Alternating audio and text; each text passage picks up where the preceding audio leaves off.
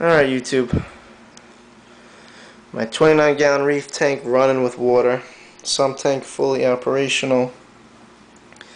I got it to a nice water line right above the black line. The black frame. But there was one problem to get it above the black frame.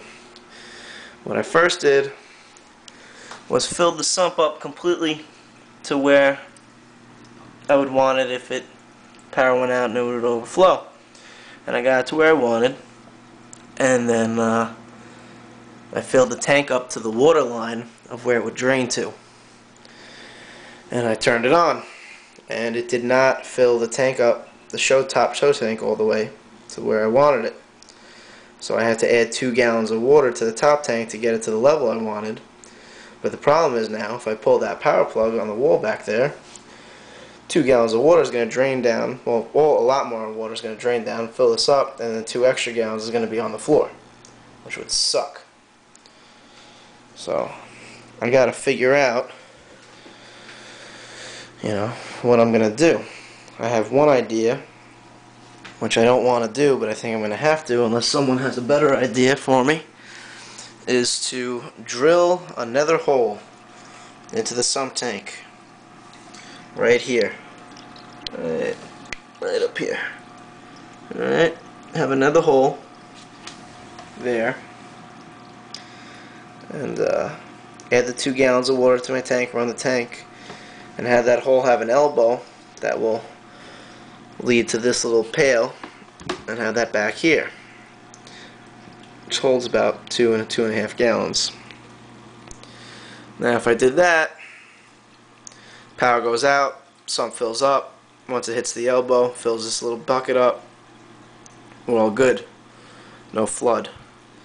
Problem is, I'm lazy, and now I have to take apart all the hosing and bring this tank to the store and give them more money to drill it, put another bulkhead in, and that cost me time and money that I want to spend getting this thing upstairs and running.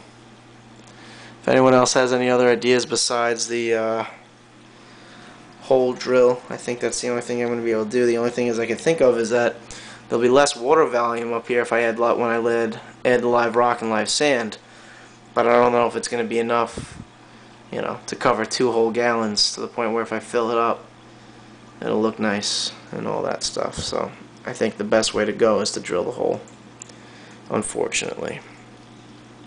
If anyone has any ideas, please comment, send me a message. If anyone's run into this problem before, how'd you fix it? I would love to just run it, if it overflows, it overflows, but then I'll get kicked out. Or I'd have to take this whole thing apart and never do any more fish tanks, and that would suck. So if anyone has any ideas, please tell me. Other than that, everything's working great. Got my first chamber here is going to have the protein skimmer heater and a 50-gallon AquaClear. The second chamber here is going to have a 36 power compact light, Current USA dual satellite, 18 watt actinic, 18 daylight, and a 30-gallon AquaClear running on it. I'm going to have live sand, live rock, maybe a few coral frags. This will be a nice little refugium. We got the bubble trap leading into the pump, and that's all about that is.